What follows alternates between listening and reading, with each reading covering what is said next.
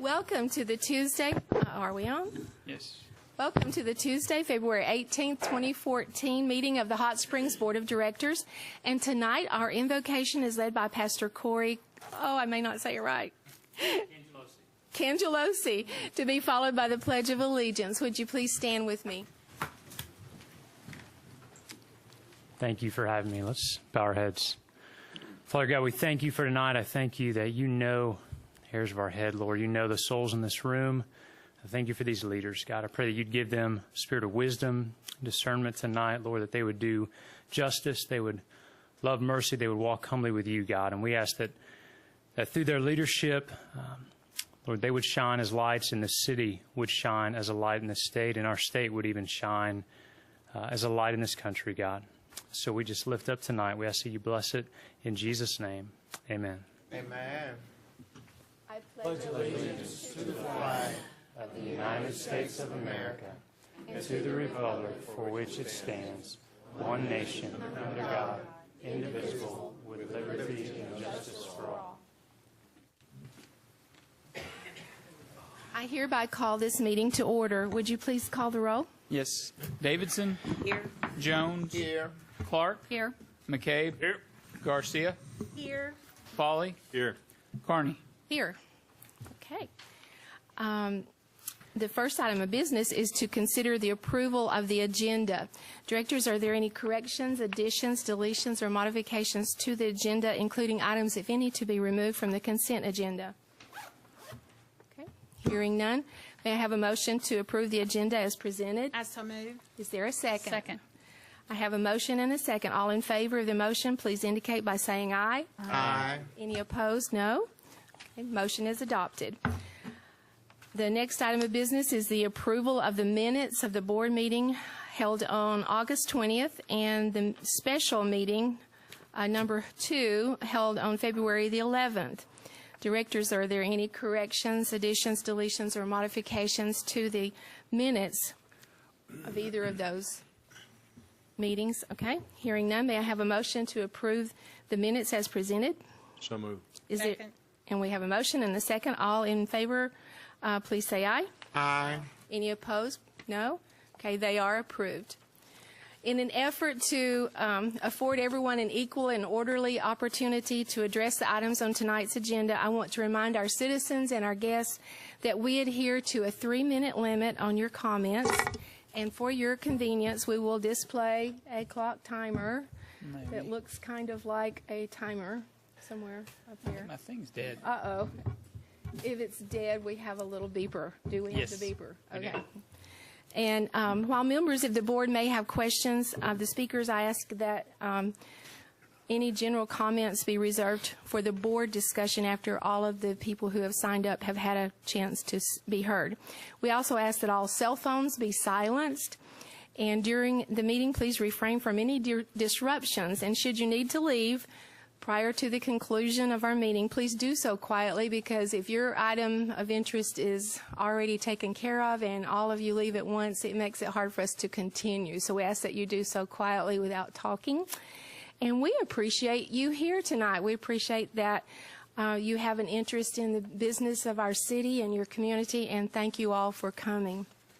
At this time, we have guests to recognize that could not be here, but we're going to recognize them anyway. And Karen Garcia has a presentation. Thank you, Mayor. At our meeting earlier this month that was canceled because of the weather, we had scheduled to recognize the National Girls and Women in Sports Day. And as part of that recognition, we had some local athletes that we wanted to recognize, being Coach Leanne Back of Jessieville, who has been selected as the All-Star coach this year, and also players that have made the All-State team in volleyball, Maddie Back and Kelly Lampo of Jessieville. I talked to them earlier today. They had planned to be here, but because they had games that had been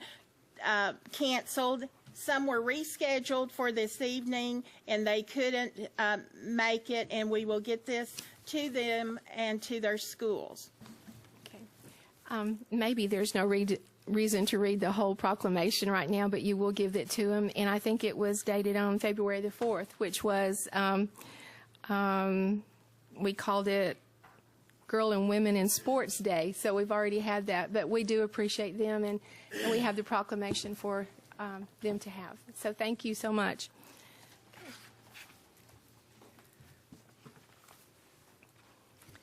Okay, do we have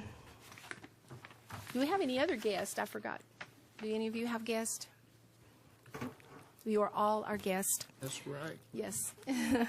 We will now hear our city manager's report. Yeah, thank you, Mayor. Yay. Tonight I have the opportunity to present the annual State of the City address or report. I'll try to give you a brief overview. This report will be placed on the city's web, probably, tomorrow, Terry? And so you can read it in more detail. But what I wanted to do is kind of hit the highlights of 2013 as opposed to going through a lot of boring data.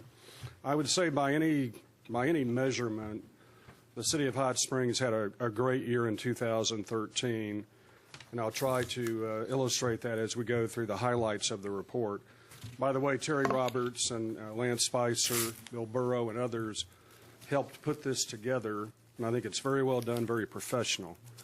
One of the measuring sticks that's typically used in evaluating the health of a city, whether it's done well or poorly, are leading economic indicators. And one of the indicators that's very important to this city is the growth or non-growth or negative growth of the local sales tax. We get about $17 million of our general fund from one revenue source, which means we are highly tied to what happens in this community relative to retail consumption, tourist trades, and so we have to watch that very closely here. We had projected about a 1% growth in the sales tax for 2013.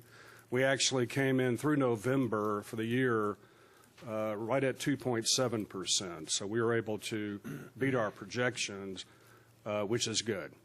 The second slide really addresses something that gets a lot of play in the media.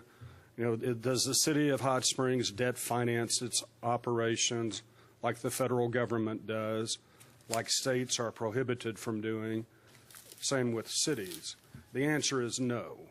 We have a mandated cash balance that this board has put into place, that we have to have an 18% cash balance ending the year.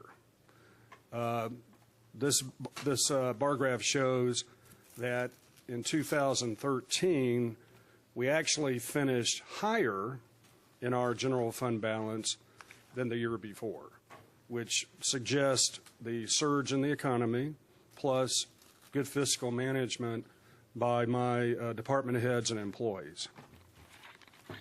As I mentioned, out of the total sales tax you pay, which is right now 9.5%, 1.5 of that goes to the city of Hot Springs. That is divided up between the 1% allocation to the general fund, which is the fund that finances parks and recreation,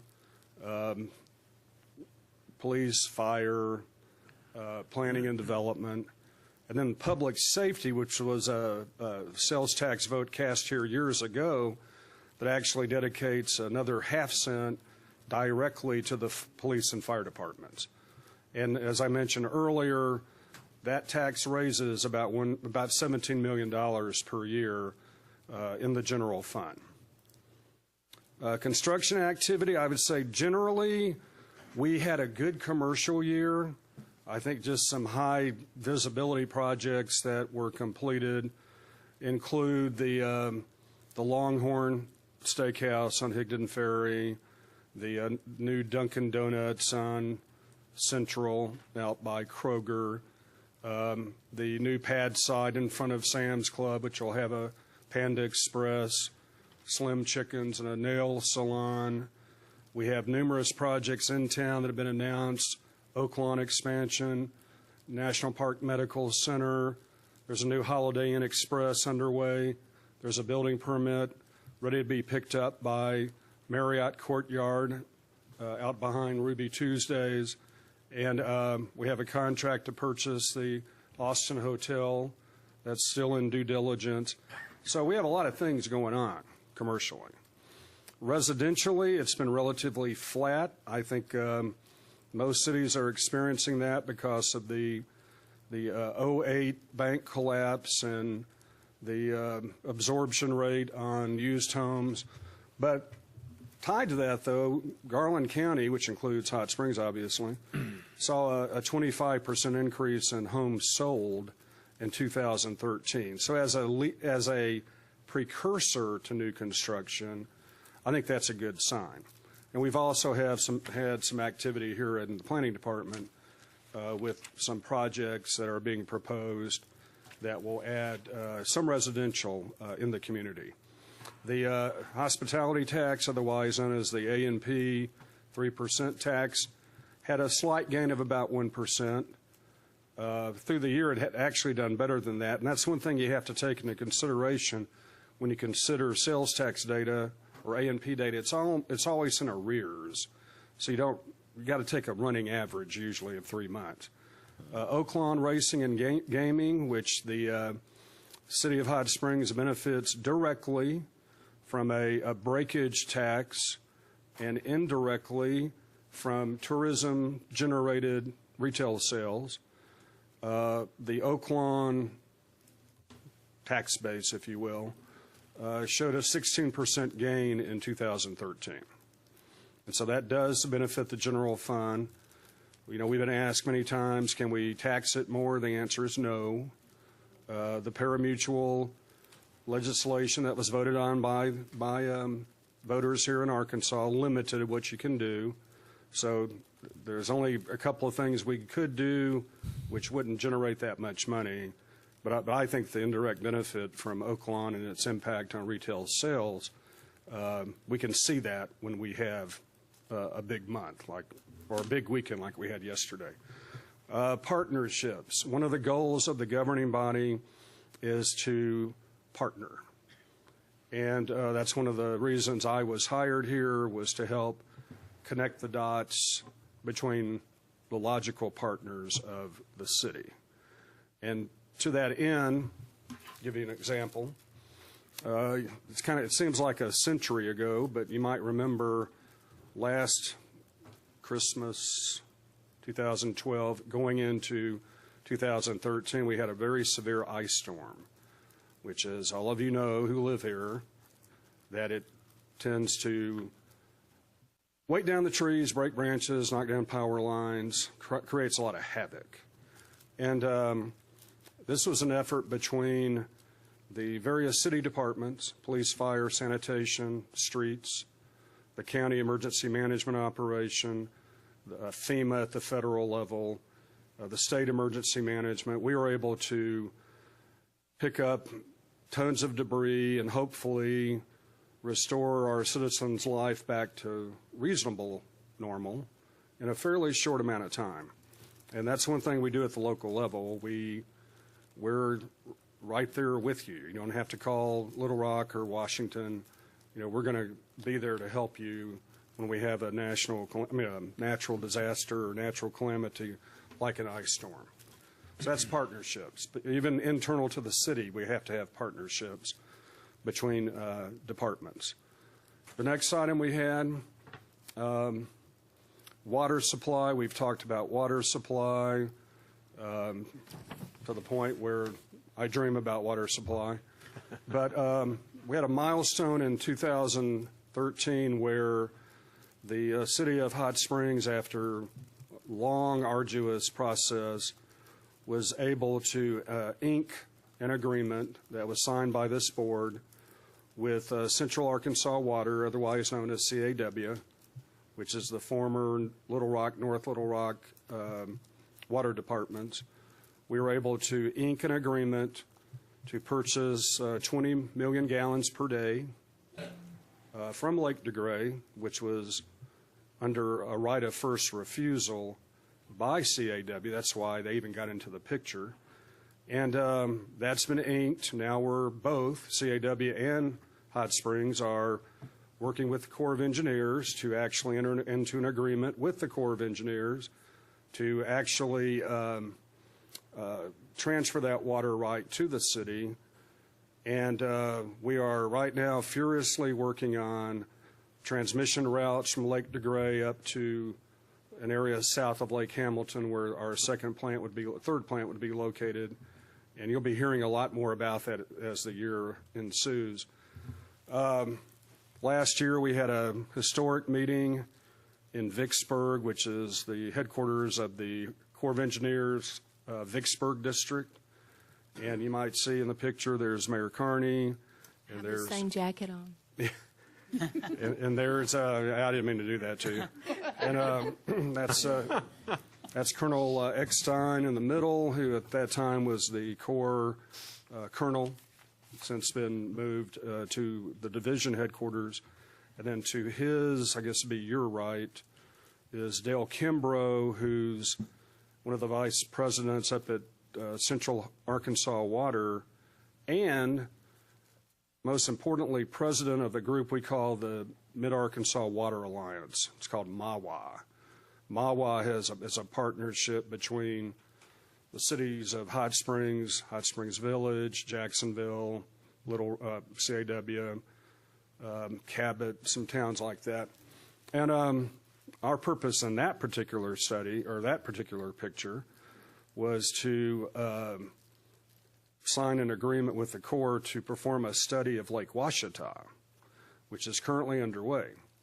And the water supply goals of the city would be to secure a water supply from Lake Ouachita in addition to DeGray. Why? Because the amount of water in these Corps lakes is finite. We're not making any more water. We're not building any more dams. You've got to lock up a water supply for 100 years, at least, for your kids, or there's going to be a mad scramble like we're seeing in Texas, for example. And so that picture shows a lot of partners that participated in that historic agreement. They include Bobby Geiger from Oaklawn, Libby Vines from Bancorp South, General Arwood, retired two-star general, Richard Penn, who was our water utility director, Larry Stevens with Mid-South, Tracy Eddy, who was with, at that time, Congressman Bozeman's office. And so we really kind of went at that with a collaborative nature of getting these things done. It's the only way you can get them done is to work with partners. Okay, our next item are wastewater improvements. We don't think about wastewater. We think, once you take a shower, wash your clothes, flush the toilet, you don't have to worry about it. Well, we have to worry about it on your behalf. And so the city has had a mandate for about 5 years now that we have until 2018 to eliminate all overflows from these pump stations, of which there are many in Hot Springs due to the undulating terrain, and eliminate any I&I, which is penetration into our wastewater collection system from tree roots or broken pipes. And so we have good news to report, and I really want to compliment the governing body, our staff, our consultants. We're in year 5, and we've already had a 21% reduction in inflow and infiltration. I can tell you that's remarkable. We gave this report to the EPA Region 6 Enforcement Division in Dallas last summer, and they were amazed. So what good does that do all of us? Well, I think we're a community that thrives on clean air, clean water. This is a major part of clean water, and we have a responsibility to Lake Hamilton, Lake Catherine, Ouachita River, all the way to the Mississippi, and we're doing our part. Grinder monitoring, something you probably don't even think about until it doesn't work. And we have a lot of grinders in this city because of the enormous number of homes that were built on septic tanks back in the 60s and 70s that went from septic tank up to force main, which meant you had to push your wastewater upstream. grind it, and then send it back into the distribution system. We have 3,200 of these that we have to monitor, 3,200. And so my staff and our consultant came up with an innovative way to monitor from a remote location if we were having a grinder pump failure. And that particular project has won many awards nationally. It has even been recognized internationally for its innovation. And we have more grinder pumps than cities as big as Houston, believe it or not. So that's something that's part of that EPA mandate that we're getting done. And we shared all this it's a conference that EPA hosts in Austin that deals with how do you mitigate these wastewater issues. My staff and myself were invited for, I believe, at least the third consecutive year by EPA to make our program known to utilities from all over Texas, Arkansas, and several other states in EPA Region 6. We are seen as a model and used as a model for how you deal with this particular challenge. Here again, that whole wastewater issue is a conglomeration of private companies and public entities. We've used local, we've used national, we partner with ADEQ, which is a state agency. So, I mean, there's a lot of things have to happen for these kind of projects to become a reality. Excuse me. Thermal Basin Fire District, you probably heard a lot about that. It's very complicated at one level, but very simple at another. Our job is to provide life safety for residents, property owners in our downtown area, where we have a lot of buildings that are connected together without firewall separations.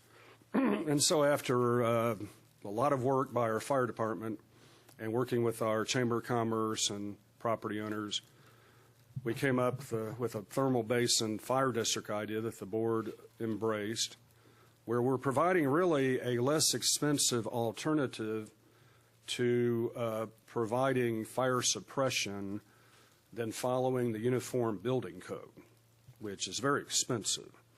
And so by substituting a sprinkler system into your building versus having to put in fire doors and fire-rated walls, it's really for property owners who want to preserve a safe structure, plus maybe even do some additional tenancy in the building. This is a cheaper alternative, and yet we think a more effective alternative. And so we're working with property owners right now, I see one of them out in the audience, to try to work on how can we do this in the next 2 years. This is an example where the city has already partnered. This is in front of Rolando's on Central.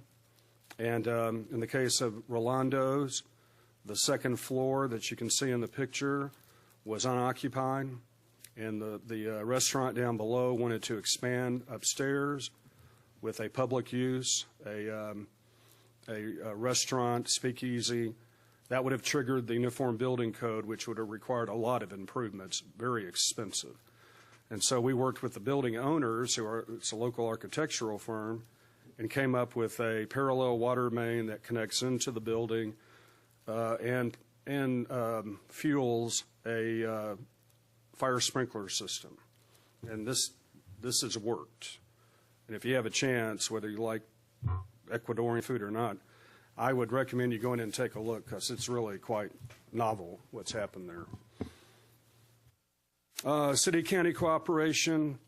You know, you get a lot of negative press on city-county cooperation that really doesn't paint an accurate picture. We do a lot of things with Garland County. We partner with Garland County on IT. We handle the information technology for the county. I see our very able animal control officer, Dan Bugg, who provides animal control services for the county via a contract. We have worked out agreements with the county on the jail. We have partnering with the county government on emergency management. We already talked about that. And so it's one of the goals of this board is to not only recognize city-county cooperation, but also to expand it, promote it, and dispel the myth that somehow we just fight all the time, because that's not really accurate. I think one of our JPs in the audience would attest to that. Finally, as a closer, because I'm getting the music like at the Oscar deal, I think we've had like I said, I think we've had a really good year. Some might even say a great year. I know that sounds kind of self-congratulatory, but I think it shows what the organization and the community can do when they work together. Some of these are, they're examples, concrete examples, things that are happening now. The city partnered with the state on a major repaving project that will commence here as soon as we hit 40 degrees every day for a week. And that will be the paving of Golf Links, which is a major east-west arterial in a town that really doesn't have any except the bypass. That will be underway shortly. Also, because of the governing body's emphasis on road maintenance and pavement management, we were able to actually pave 9 miles of streets this year. And we hope to do at least that next year. Will that ever catch us up? Probably no. It's like painting your house. You can't just paint it once. You're going to have to paint it many times. Roads are no different. Employee awards banquet. We had gone several years without an employee awards banquet. And Minnie Lennox and other staff members hosted that employee awards banquet out at the Clarion, and had several board members attend. And I think it really shows that we're developing some camaraderie.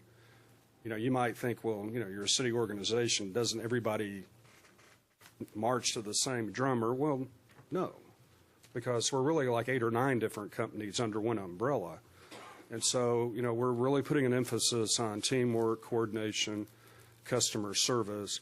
And to that end, we have a great teacher here in the city who has not been utilized like she should have been, and that's Minnie Lennox, our human resource director. Excellent teacher. She gave a class yesterday with the Garland County District Court. I received emails from, I call it her fan club, about the training she gave the county employees yesterday. And we're now taking that, instead of sending our employees off to, La Jolla to hear this, we can have our in-house human resource manager give this training. And that's a big emphasis of mine. It's a big emphasis of the board's. And we'll continue pushing that. Employee health fair. Any of you in business know that right now everybody's jumpy about health insurance and costs, and we had an internal health fair that I think was very well received. And so kind of closing this up, about a year and a half ago we tried downtown holiday lighting to mixed reviews, might be kind. This past year we did some more work downtown, partnering with the merchants and A&P. And this year, we're going to actually jointly purchase, merchants, A&P, and the city, about a 30-foot tree, something like that, Christmas tree or holiday tree, whatever you want to call it, up in front of the Arlington Hotel, which I think will really kind of bring back that holiday lighting that's so important to this town.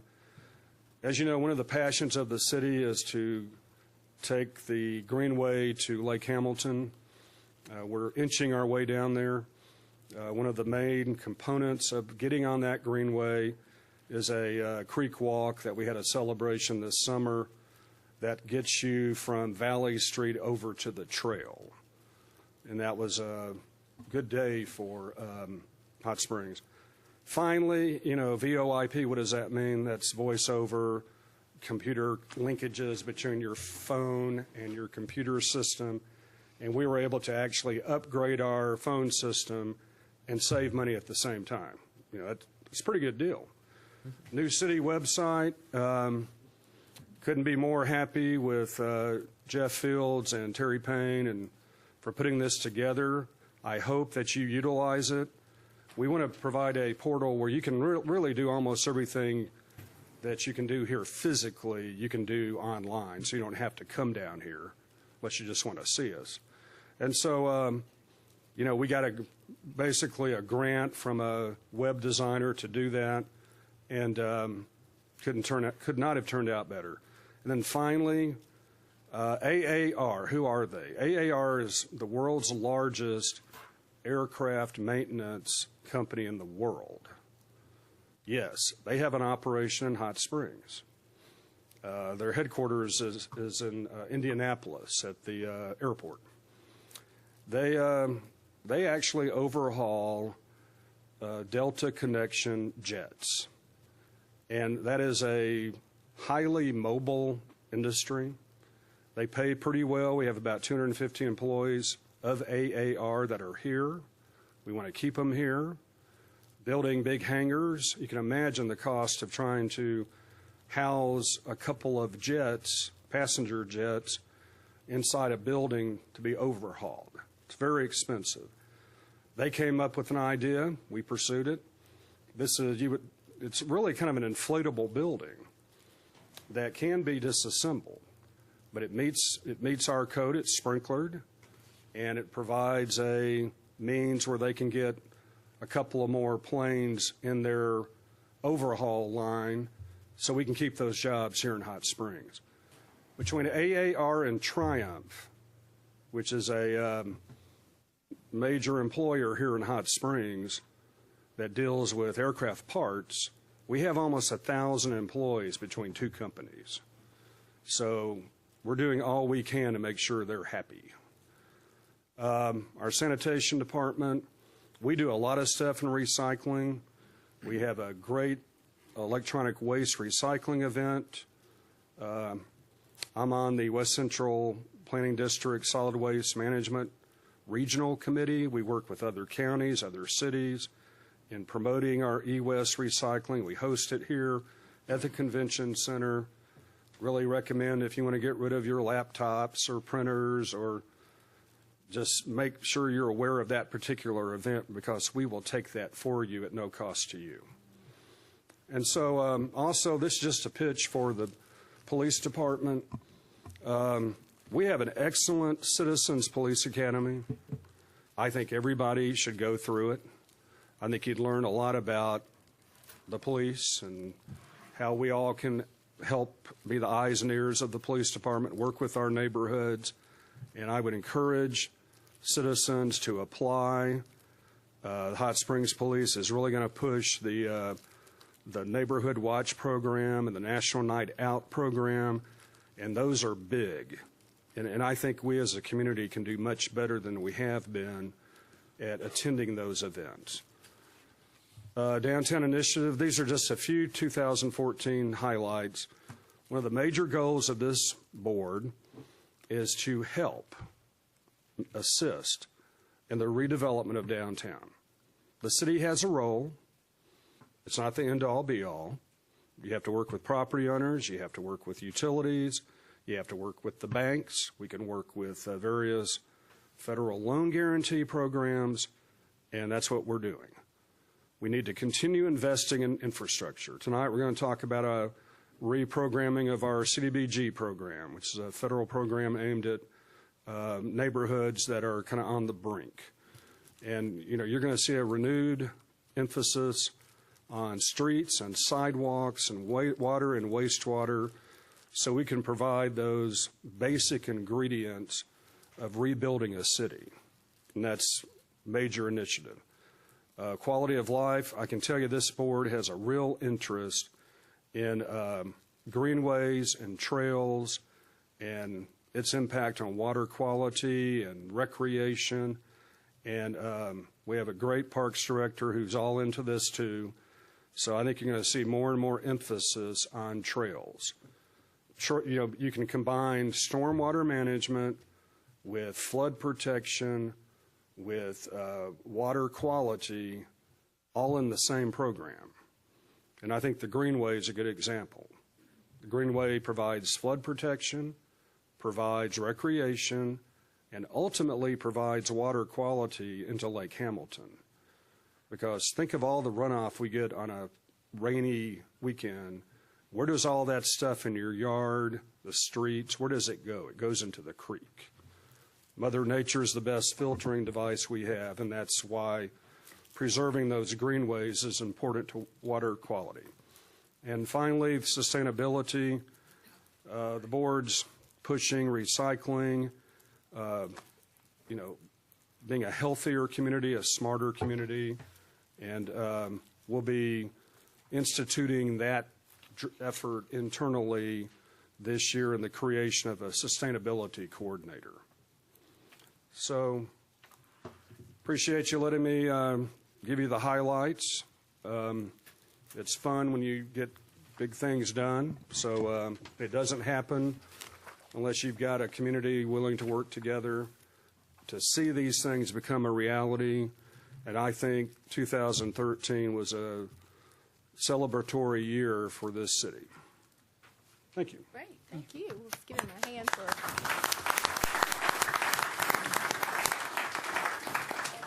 ups and downs of the year. You did a great job, and you didn't move away. Thank you. You moved into Thank you. Okay. Next, do we have any announcements concerning upcoming events from the directors? Okay, oh, you have one, Pat? I have three. Three, okay. Let's hear them. First one, Dew in the Park is scheduled for May 26th, a 2-mile run, a 12-mile bike, and a 2-mile run. So still time to train for that, and if any city director wants to enter that, I will reimburse you at the finish line. Not going to pay it in advance, but as you cross the finish line, I'll reimburse you. For those who are a little bit younger, I did mention this at the agenda meeting, but that doesn't get the airing of the city board. The United States Naval Academy has 2 programs going on this summer and certainly would like to see someone from Garland County participate, 1 or 2 maybe.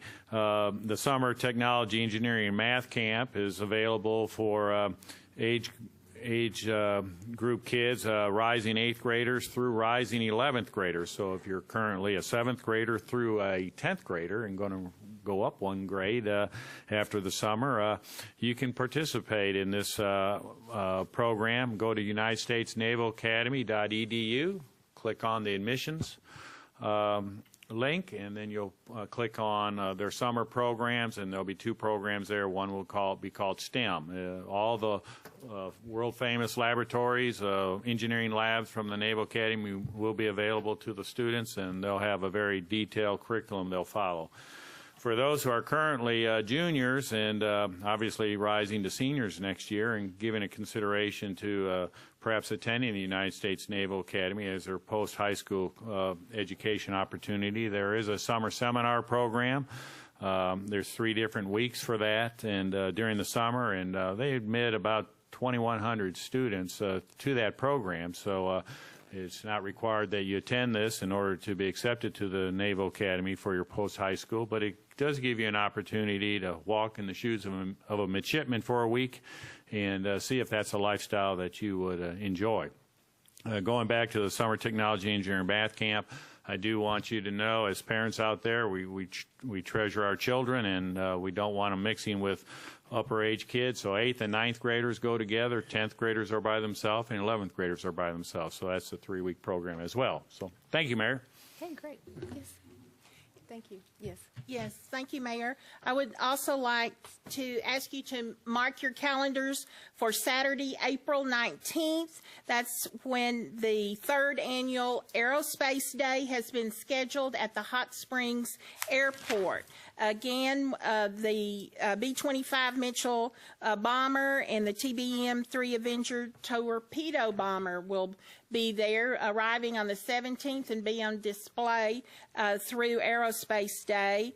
And we have aerospace jobs available right now here in Hot Springs. And there will be job counselors there to meet with people that are interested in this profession, and also to meet with seniors that are interested in knowing what they need to do to go into that field. Henderson State University will have their flight simulator there that can be a lot of fun also. So if you're interested, please mark that. And I think some of our board members have been up in flight as well, and they may, other board members may want to go and participate. Okay. Thank you. Thank you. Do you have any over here? Okay, I have one. Mary Moore called today, and they have rescheduled the Web Center event that they have every year. Is it a fundraiser? I know they give awards. It's a fundraiser for the Web Center, and it's very good. They have a lot of really good entertainment and give awards to special people. Like last year, they gave one to someone we know very well that's up here with us now. And also with Joyce Kraft, I think both of you got awards. So that's for Saturday, March the 15th at 5 o'clock at the Convention Center. And then there's just this little footnote here that upcoming events, I'm getting a new grandbaby next week. So just thought y'all needed to know that for upcoming events. Okay. The next item of business is to consider the consideration of the consent agenda. Items in this section are a routine nature and will be considered as one item. And without discussion, I will now entertain a motion to adopt the consent agenda.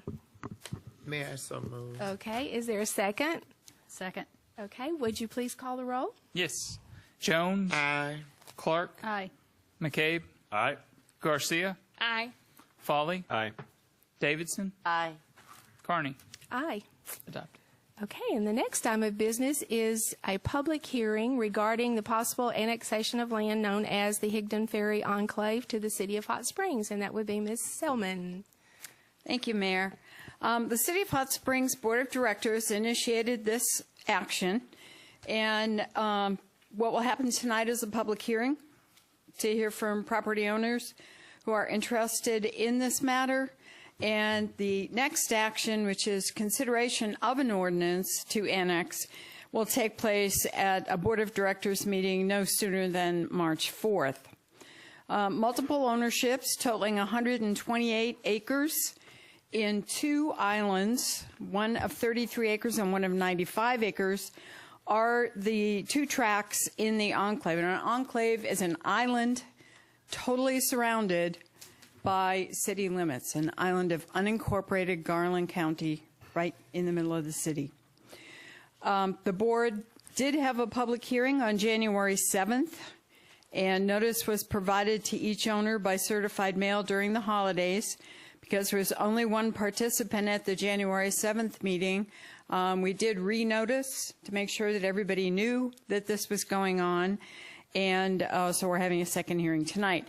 And I did want to update you, Mr. Joe White, who testified on January 7th, has been in contact with me. We've had a number of conversations, and I think his concerns have been addressed. And in fact, he was here tonight and didn't have anything additional to say and decided he would give up his seat to somebody else. So that concludes the presentation. Okay, and we didn't have anyone else show up for tonight for our public hearing. Therefore, we will continue with our business, and the public hearing is now over. Our next item of business is our new business, and it's to consider resolution number R1423. Council, would you please read the resolution by title? Resolution R-1423, resolution approving the amendment to the fiscal year 2012 and fiscal year 2013 annual action plans for the Community Development Block Grant. That concludes your reading. If you now entertain a motion second to adopt and have discussion, if any. Do we have a? Second. Okay, and discussion again. Thank you, Mayor. Well, tonight, it's been very inspirational to hear what we've been up to in 2013, and we're going to continue tonight to consider the big picture of where the City of Hot Springs is going. We will not be talking about individual projects tonight, but general directions. Because it is required, Sentinel Record legal notices were provided for the Community Development Advisory Committee meeting. Those were published twice. Press releases were issued to over 17 media outlets, and invitations were mailed to 89 households whose names have been on the housing rehabilitation waiting list. So those people were notified as well, because one of the things that is proposed, big picture-wise, is to move some money that had been allocated previously for individual housing rehab projects into other project areas. This is tonight an opportunity to consider how the board would allocate $404,000 of unexpended funds from fiscal years 2011, 2012, and 2013. That money is as a result of projects and planning and administration expenditures coming in under budget, slowed spending on major housing repairs in the absence of a full-time program administrator, and unexpected program income that comes as housing rehab beneficiaries sell their homes or the homes go into an estate. When the property changes hands, if the 10-year repayment period has not expired and the loan been forgiven, then an amount of money comes back into the city. So we had extensive public participation. When you're talking about changing direction, it's very important that the stakeholders and eligible participants know that that discussion is underway. In November and December of 2013, a citizen participation survey was administered. Hundreds of people responded to that. And in response, 78% of residents indicated that they prefer funding neighborhood revitalization and nonprofit affordable housing initiatives. 19% indicated a preference for housing rehabilitation, and 3% of participants chose both, although that was not a choice.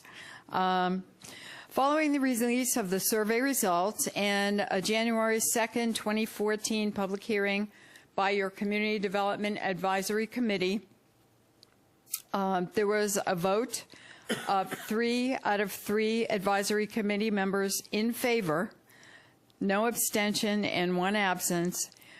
And that vote recommends to the board that unspent community development block grant funds from fiscal year 2011, 12, and 13 be reallocated to neighborhood revitalization and affordable housing projects as described in the pending 2014-2018 consolidated plan. You considered that plan in October, voted to forward that on to HUD, and we are still waiting to hear HUD's reaction to that.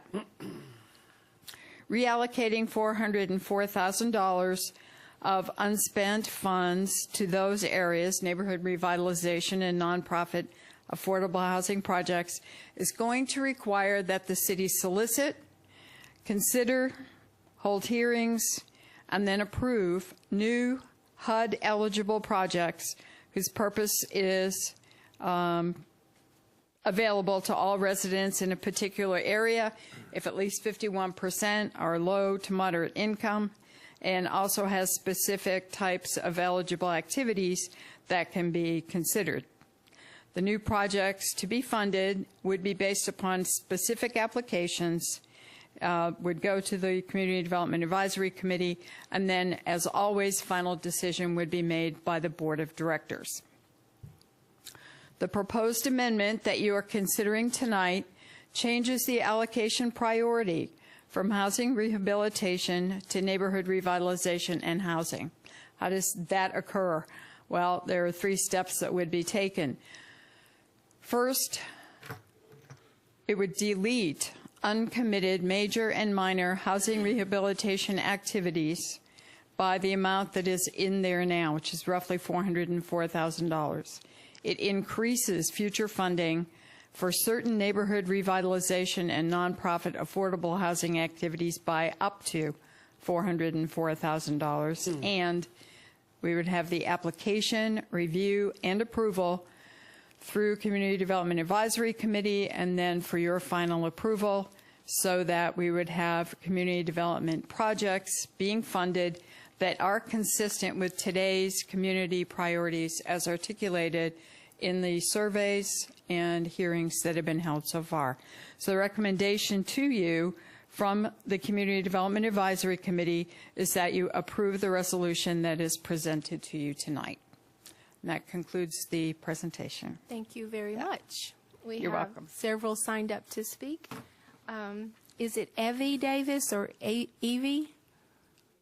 Evie, you have signed up to speak to that? Okay. Did you want to speak to the block grant, the issue of the block grants? Oh, well, maybe Kathy could get with you and find out what she needs, okay? Yeah. That would be good. Okay. Arnethia Tucker? That's my mother. She's here, and I want to speak to her. Okay. Yes, please. The only thing that, Would you tell us your name and I'm your address, or you're speaking for her, tell us where she lives? You can pull that down if you like. Yeah. my name is Dorothy Thompson. I'm her daughter, and she lives at 931 Malvern Avenue Okay. here in Hot Springs. And the only thing that we wanted to say was that the elderly needs this community development block grant. Some of these people have lived in this in this county for years and worked hard, and when they retired, they weren't able to, to take care of their home like they needed to.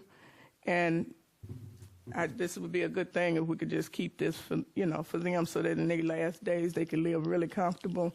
A lot of them just worked hard to try to get their land and their house, and they couldn't take care of it, like they needed to. So now they need a little help.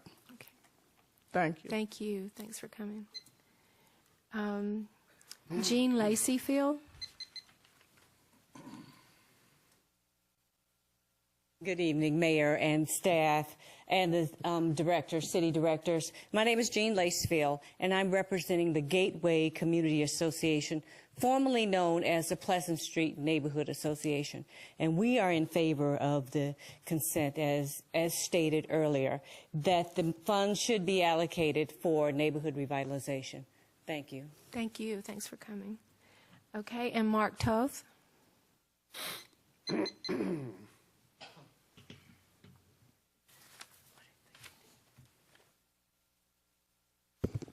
Good evening, Madam Mayor, Board. My name is Mark Toth. I'm president of the Whittington Valley Neighborhood Association. I'm sure you all well aware of that. I live in the Whittington Valley. I'm here to speak in favor of reprogramming the money for neighborhood revitalization. David talked at some length about partnerships, and this money does build partnerships with the neighborhoods on projects that bring a vital life back into these areas, whether it's through parks, whether it's through affordable housing, allowing people to have safe pedestrian walkways. These are elements that bring an excitement to these areas, and I would encourage you strongly to vote in favor of reprogramming these funds. Thank you. Thank you. And Karen Schuman.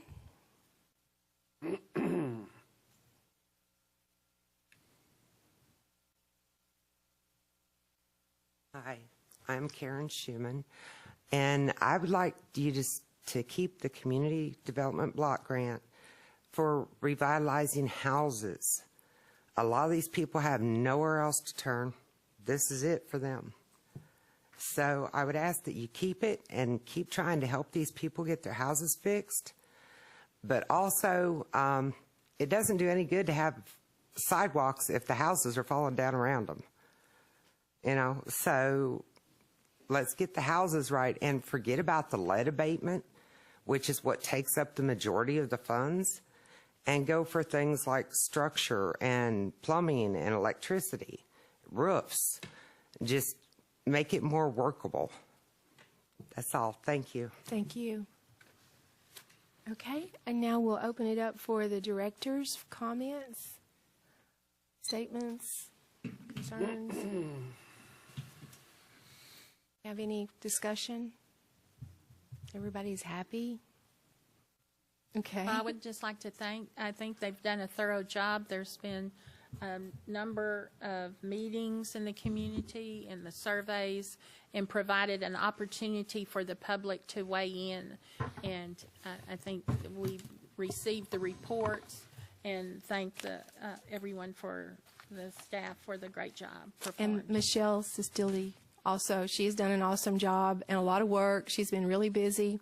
She makes it to a lot of communities, neighborhoods, and thanks for all the public meetings that you had. You did a great job. Okay, hearing no further discussion, would you please call the roll? Yes. Clark. Aye. McCabe. Aye. Garcia. Aye. Foley. Aye. Davidson. Aye. Jones. Aye. Carney. Aye. It is adopted. Okay, the next item of business is to consider ordinance number 01406. I will entertain a motion to suspend the rules and read by title only. So move. Second. Okay, all in favor of the motion, please say aye. Aye. Any opposed? Okay, council, would you please read the ordinance by title? Ordinance 01406, an ordinance adding uses to a planned development zoning district PD for Belvedere Planned Development, Park Avenue, City of Hot Springs, Arkansas, and for other purposes. That concludes your reading, Mayor. If you now entertain a motion, a second to adopt, and have discussion, if any. Do I have a motion to adopt? So moved. Is there- okay, and discussion from, we're keeping you busy tonight. Bar, and thank you for that. Mayor, tonight we have a request to add uses to the text only of the Belvedere Plan Development. A little background on plan developments. Plan developments have two parts. One is a map showing where specific uses can occur, and the second part is the list that identifies what permitted uses are within that zone district. This is simply an amendment to that list of uses, and the specific request is to add nursing convalescent home, skilled nursing facility, and rehabilitation facility, along with their customary and accessory uses, to that list that goes with the Belvedere Plan Development. This request is by the Belvedere property owner, DHC Resort LLC, and a little bit about Belvedere. It's located in the extreme northeast part of Hot Springs. It's the largest planned development in the city at about 600 acres. It's approximately located at Park Avenue, or Highway 7 North, and Sleepy Valley Road. And the vehicular access in there is from Belvedere Drive, which is a looping drive that goes through the neighborhoods and around the golf course, and comes out at Park Avenue in two different locations. Belvedere Plan Development started many years ago. It started in the 70s. About 20% of that plan development has been developed. And in the 29 years since it began, has failed to achieve the full development that was described in the plans for that area. According to the applicant, approximately 54 single-family residential lots, 6 condo and townhome buildings have been constructed. since February of 1974, which was the beginning date for the project. In the recent past, the Belvedere Fitness Center fell into a state of disrepair, well, actually, not the recent past, and was demolished as a result of that. The trend nationwide for a variety of reasons in golf course communities is that golf courses are becoming extremely costly to maintain and operate. All over the country, we're seeing kind of a transition from golf to other types of amenities, such as trails and less time-consuming recreational facilities. So that's just kind of a, oh, by the way there. Should the text amendment be approved tonight, the long-term goal would be to introduce these complementary uses, which are nursing, convalescent homes, skilled nursing, and rehabilitation, into the plan development to generate new interest in the development itself and to promote revitalization in the area. If this happens, implementing the new use would probably remove a similar number of dwelling units from the master plan itself, so the number of people living in the area would not change significantly. Planning Commission made findings that the change that's requested demonstrates compatibility with surrounding development and zoning, and that it's consistent with adopted city plans, responds to a changing economy and conditions, and fulfills a public need for land so zoned. They held a public hearing after advertising it on January 9th, and after providing an opportunity to hear testimony by a vote of 6 yes and 2 no, and that was Commissioners Maury and Rainey voting no, they stated the findings and recommended that you approve an ordinance adding the uses as requested for the subject plan development because the application demonstrates compliance with the Hot Springs Code requirement. And that concludes the presentation. Okay, thank you. We have quite a few signed up. First, we will start with Virgil Hoskins.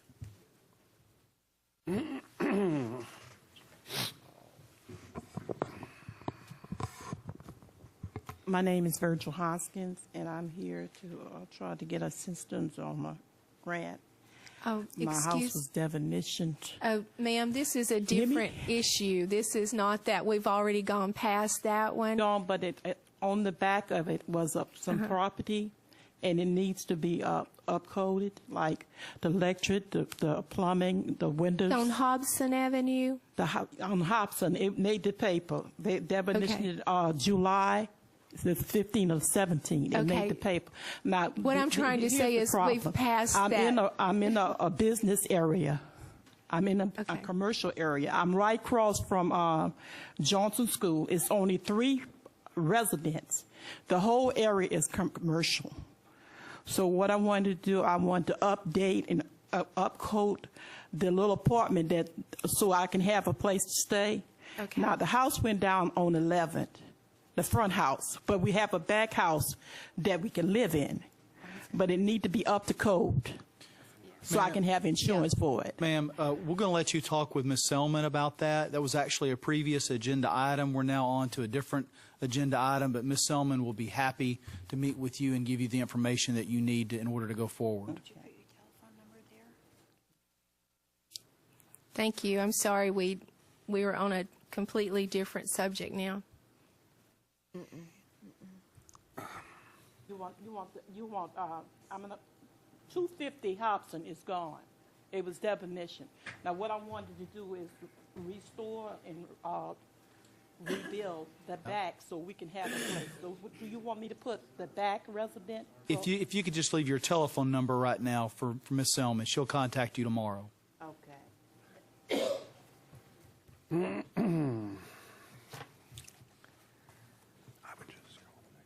Yes. Okay. as soon as she gets through writing her phone number down. Okay. Ms. Selma, maybe you could meet her in the back, and we'll continue on with the next. Okay, thank you. Thank you. Thank you. Okay, the next person is Adam Whitlow.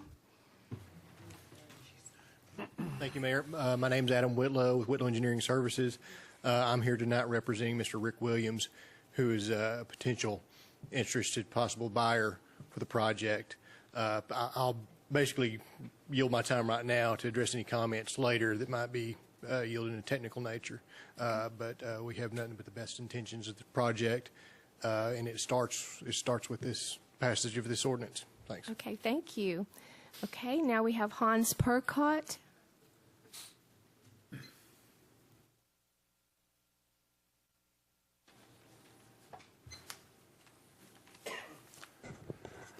Good evening, Mayor, ladies and gentlemen. My name is Hans Perkott, and I live on 509 Belvedere Drive. I am here to voice my opposition against ordinance change from planned development to whatever. 25 years ago, I invested directly into the Belvedere Country Club by buying a share of undivided interest in Belvedere for $20,000. This was later changed to 2 lifetime Belvedere memberships, which I and my granddaughter still holds. Before I made this investment, I went to the city and looked what zoning it had. The zoning was planned development. I seen a golf course with fitness center, swimming pool surrounded by houses and some condominiums. This is why I invested in the neighborhood, and so many of my neighbors. I did not see any provision for business development other than the golf course, and I'm speaking from the 104 acres or whatever golf course area. Mr. Bell, who owned the course, upgraded facility to one of the best in Arkansas. Membership blossomed to around 800, including tennis and fitness members. The clubhouse was filled with joyous people who spent a lot of money in the club. If you check your taxes paid in the 80s and 90s, you will see the large impact Belvedere had on the local community and economy. Unfortunately, all the changed when Mr. Bell died. Management that followed Mr. Bell let the country club go down fast. Unfortunately, it looked to me that the management did not care about the property and the purpose of a golf resort. Maintenance were lacking, and the course fell in disrepair. Tourists who paid premium prices to play on the course with weeds in the bunkers, fairways and rough not mowed, greens overrun with bare spot, did not come back. And the advertisement for Belvedere definitely showed this. Membership fell from around 800 under Mr. Bell to around 10 when the course closed.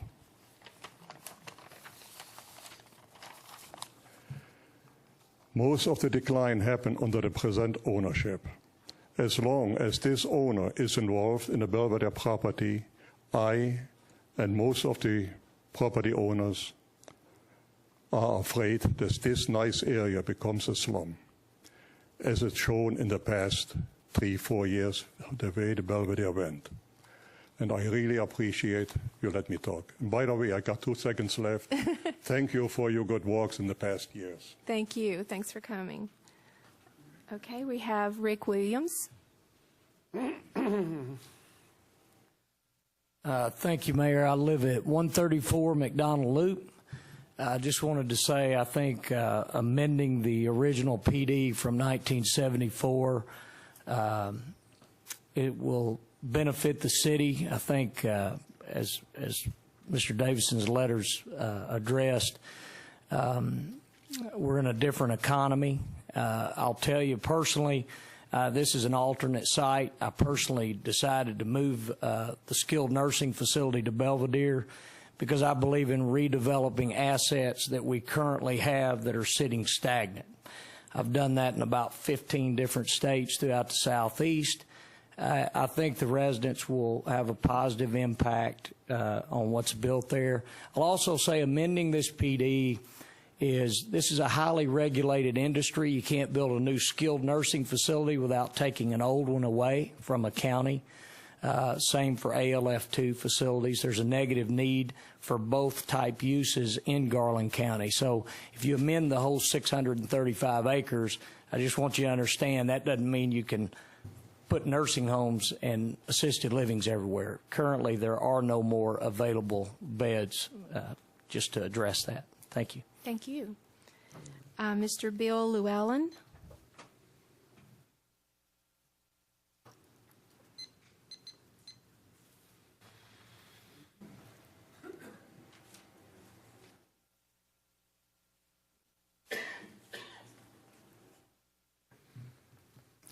Good evening. Thanks, Mayor and ladies and gentlemen. My name is Bill Llewellyn. My wife and I live at 214 Ridge One Circle. Hi, Brian. We've lived on this property for approximately 10 years. We were a member of Belvedere Country Club for 21 years. Gradually, the membership declined there. This is a residential area and really not a commercial site. The site is part, where we live, is a residential area and part of the Belvedere Planned Development parent parcel. Belvedere is a landmark in this county. I know you all know that. We need that golf course. If Belvedere goes out, you've got one golf course in the city, and we all know the competition is good for everything. We bought this property 10 years ago for many reasons. It was a great neighborhood, quiet, little traffic, close to the golf course, security was good. Now we have basically nothing. The golf course and, of course, the clubhouse are closed. The fitness center was raised and promised to be rebuilt. This never happened. The outdoor pool was filled in and also was never rebuilt. The properties were close to town and ingress and egress was good, with all roads hard surfaced and maintained. Security was good. All city utilities were available. Property values have since gradually declined. Properties that have sold or on the market for sale indicate that this is happening. Building a nursing home totally ignores the residents and violates the Hot Springs Zoning Code, Title 16, page 46, under E, Review Process Number 3, which states, and I quote, "Be compatible with surrounding developments." A nursing home in a residential area is not compatible. Number 5, which states, "Not endanger the public health, welfare, or safety, nor shall it substantially diminish or impair property values in the neighborhood in which it's located." We feel the property owners in this area are being totally ignored, and that's not fair. We as property owners hope that you can not approve this request to divide this. I know this has been changed since we came before the Planning Commission originally, but if a nursing home is built there, it's going to make it very difficult to sell that golf course to anybody that might develop it. The request E has stated that there has been no offers. That's not totally true. There has been offers. Maybe they were not high enough to be acceptable, but he has had offers. So we would strongly urge you to vote against this. Thank you very much. God bless you. Thanks for coming. Okay, and then we have Skip Davidson.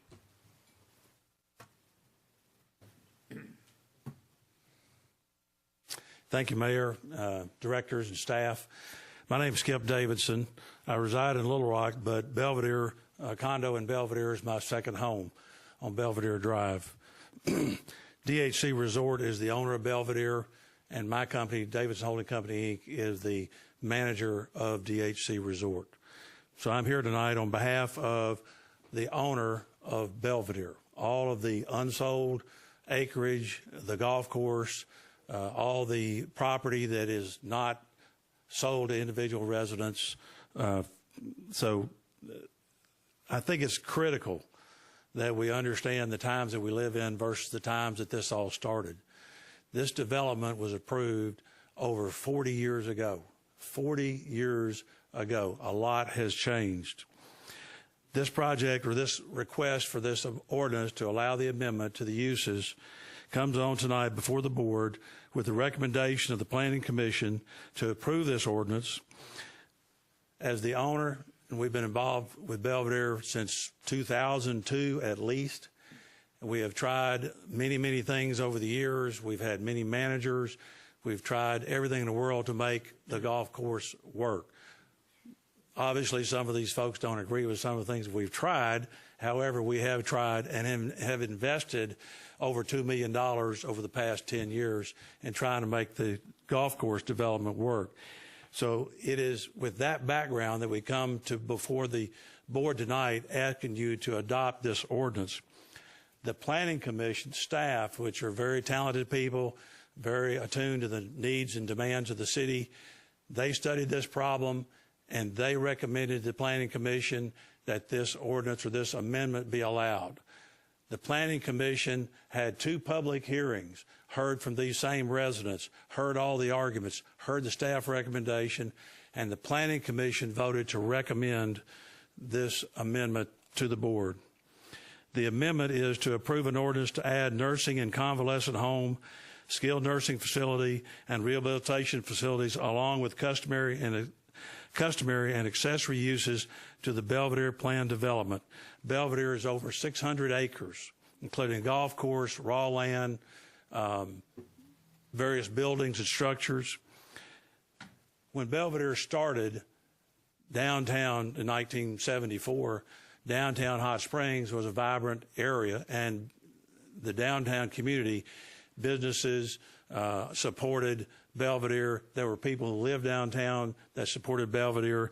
But over the last 40 years, the residential development has moved out, moved south, moved to the lake, and moved other places besides Belvedere. Belvedere, as the staff has reported, has only 20% developed. In 40 years, only 20% of the property has been developed. The type of use that was planned there has moved on to other parts of the city. So you can't depend on residential development to, is my time up? Or has it just started? It just okay. I would just ask you to indulge me just a minute. You can't depend on golf alone. I've given you information about all the golf courses in Central Arkansas that have closed. So you can't depend on that. There's no taxes or assessments that can be used to support Belvedere. The potential uses are compatible, and they are not inconsistent with some future recreational use of Belvedere, whether it's a 9-hole course, executive course, parks, other types of recreational uses. I would urge you tonight to vote for this ordinance because that is a vote for the future of Belvedere. With regard to the past history, Mr. Bell lost money for many, many years at Belvedere. When I took over Belvedere from Mr. Bell, he couldn't pay the real estate taxes because of all the money he had lost at Belvedere and other places over the years.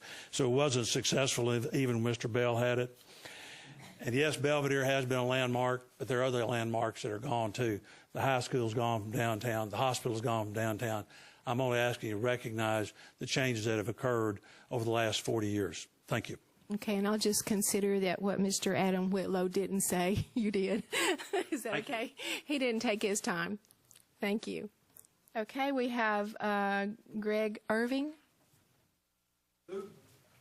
I'm sorry? Quinning? Yeah, I think it's a Q. How did we come to Q. this? Quinning. My name is Greg Quinning. Okay. Belvedere has developed all the land that is feasibly to be developed. You're talking about 400 acres that's undeveloped. Y'all have a chance to undo a potential disaster that the Planning Commission and the staff, and if you listen to the staff, this is the same thing that we heard. This is good for Belvedere. They need to do this. They haven't done anything out there. Y'all need to cram this nursing home down their neighborhood, and they don't know what they're talking about. This is good for them. It is not. And we had hoped to do something a little different with Rick Williams, and hopefully in the future it will.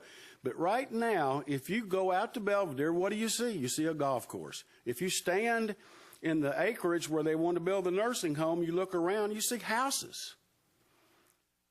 Houses and nursing homes houses and commercial developments don't mix. You've got to put if you want to do change the zoning, do it somewhere else. Do not allow them. She says we're just changing. We're just changing the text of the planning commission. Of the plan development. Changing the text to say, okay, you can have a golf course, tennis courts, spa center, and nursing home. Doesn't fit, folks. Don't let it happen. We have, everywhere I go in the city of Hot Springs, which is a lot of places, I've been in the real estate business for 50 years, people constantly, what's happened to Belvedere? What are y'all doing at Belvedere? What's going on? Do we have a golf course and all this? And frankly, we're tired of it. We don't let something happen out there that's going to change the whole tone of the neighborhood. Recreation, residential. Recreation, residential. The unsuccessful part of the development, if you want to say, is the 400 acres up on the hill that goes down to Sleepy Hollow. Who wants to develop that? Put a slip line in there if you think so. But planned development, home, golf course, spas, nursing home, doesn't fit. And I ask you if you will say no to this, undo what the Planning Commission proposes, the injustice. The large majority of the property owners are against this. If you don't want people driving through your neighborhood and that don't belong there, you put this out somewhere on the highway. But don't let it become a part of Belvedere, please. X this and let us work on something else, okay? We've got people that want this golf course to be sustainable, and we want to work with them. Thank you. Thank you. I finished on time. Yes, you did. Okay, I would like for, pulling this on Brian real fast, but I was confused of zoning, and I asked him for a explain it to me about the plan development, and then we have other issues that come before us like rezoning an area, and this is text that can only happen in plan developments, right? Or we can't it's not a rezone.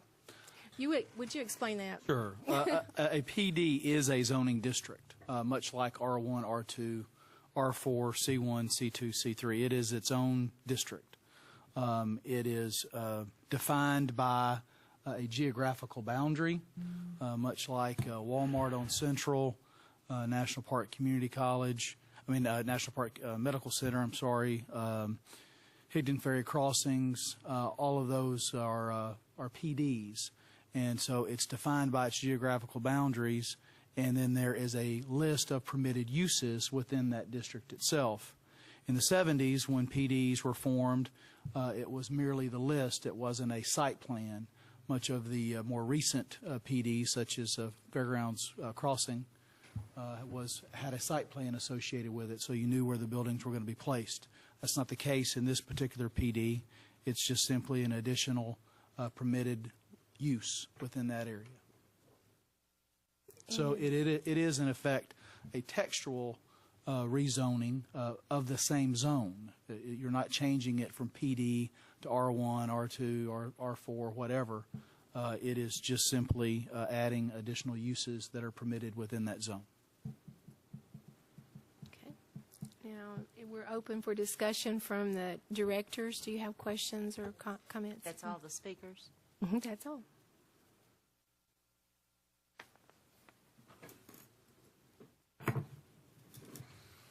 Okay, and again, I think we need to emphasize, I think Kathy said that too, this is not the plans. The plans didn't come in on this. It's not, you want to explain that one more time, that it has to completely different thing. It has to be presented as a development that would be pursuant to the change that you're considering would require a plan development site plan to be developed and then heard by Planning Commission.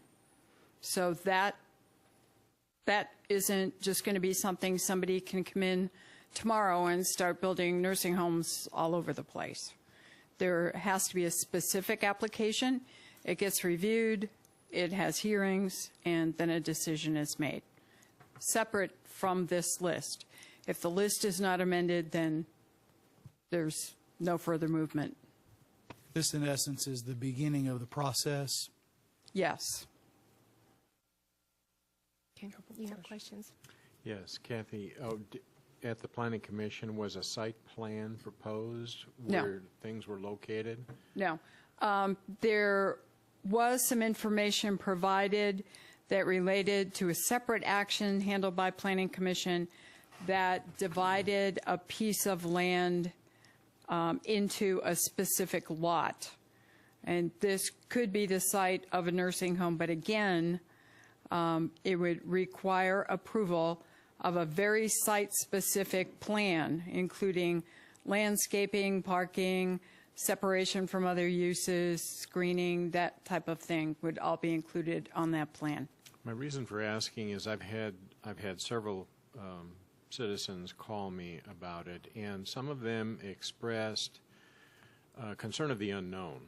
And obviously the history of being unable to be developed has tainted people's opinion of what can be done. Mm-hmm. By the same token, there were at least two who said, you know, if this could take place outside of the residential area, I'd be okay with it. So that's why I asked, was there any site plan that was actually developed? No specific site plan has been developed to seek approval. What we're looking at again is just the list. Okay. The list of uses. Thank you. Questions? Ms. Selman, in your original presentation, you said these were complementary uses.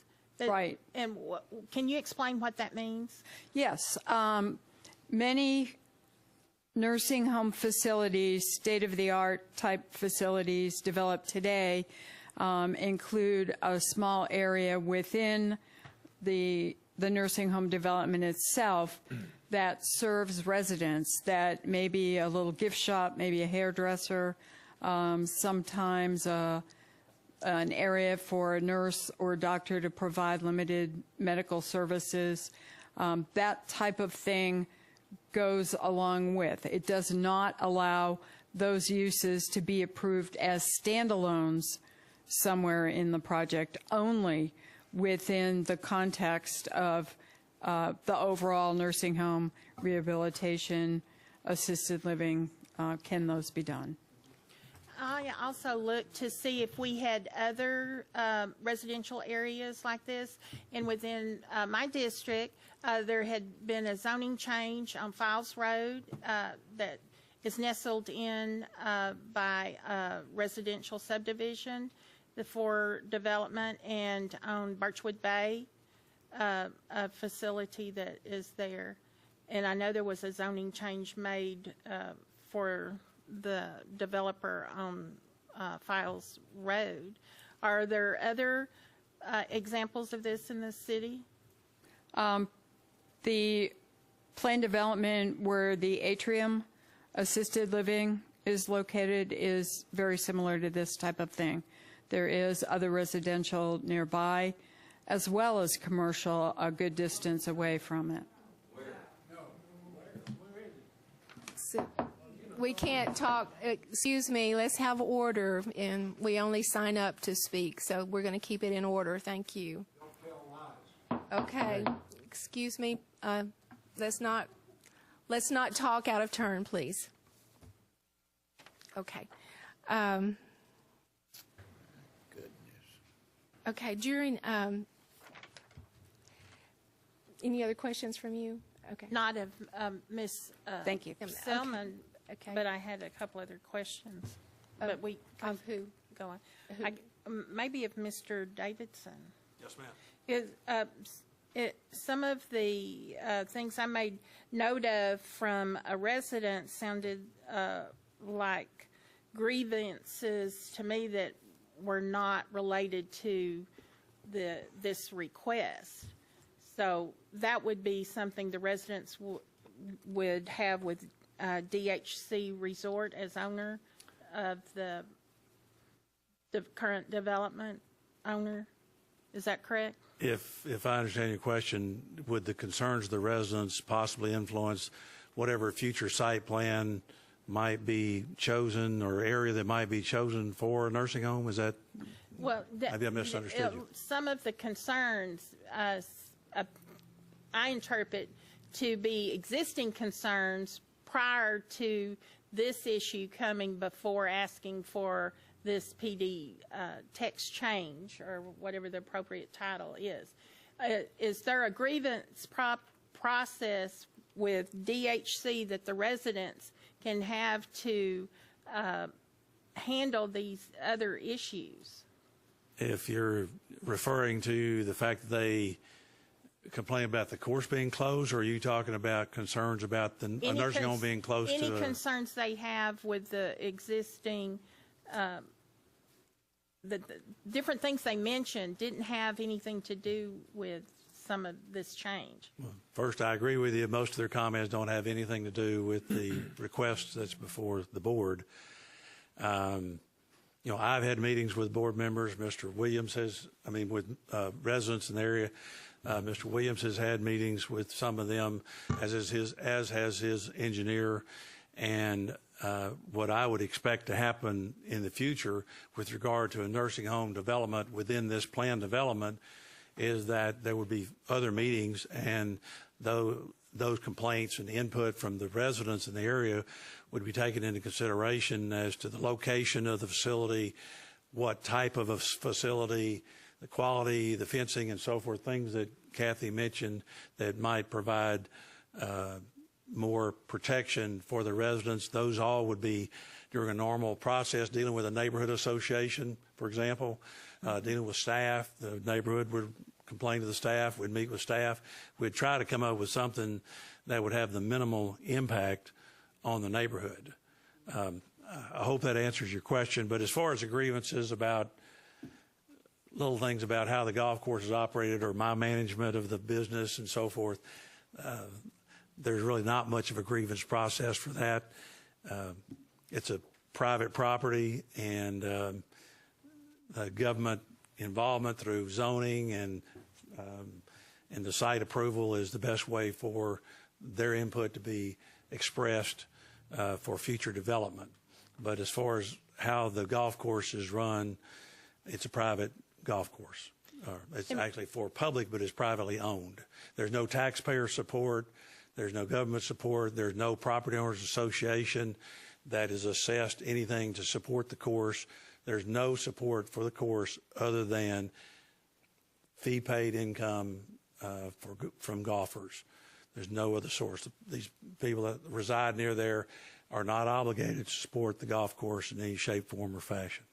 And when did the golf course close? In August of 2013. And would there still be opportunity for a golf course in the future, even with the change in property? Sure. The property that would be required by a nursing home, the amount of acreage would be relatively small compared to the entire development. And so one of the possibilities is that the nursing home would take up some of the property. The site where we located now, or if we use the tract that was subdivided off by the Planning Commission, that's where the old tennis complex and fitness center and swimming pool was. They were torn down.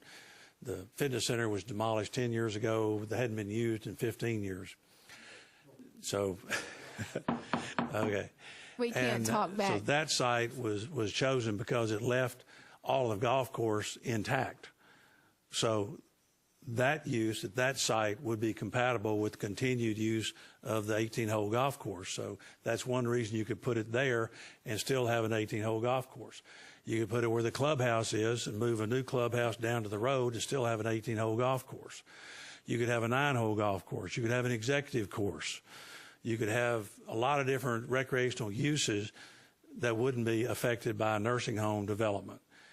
The benefit of the development would be you create activity, you create traffic, you got people coming to the area that see the course, and it will be a magnet, we think, for whatever recreational use is there. But the nursing home is not inconsistent with and would not even necessarily interfere with the 18-hole golf course, where it's, if you use the tennis complex, the old tennis complex for the site. If you put it down close to the highway, you could put it on the 15th fairway. You'd lose that fairway. You still could easily have a 9-hole course. You could easily have an executive course, driving range. Mr. Davidson, I'd like to know how many acres do you own privately right now? How many is still? It's over 600 acres. It's yours. It's your private property. Owned by DHC Resort, yes. Mm-hmm. And so the nursing home could go somewhere over by Sleepy Valley. It could go somewhere over by the church over on the east entrance. So there are various areas it could go. But what we would hope is that a nursing home would go in some location that would still leave some recreational use available in the area. And then an assisted living center would go in, and then independent living, and then patio homes. And through this gradual process, you see Belvedere come back to life and probably have a 9-hole golf course. But, you know, the trend, and if you look at the statistics, there are more golf courses closing than are opening in the country. Golf is down. I've provided some articles and references to show you that even major retail golf chains have filed bankruptcy because the demand is down.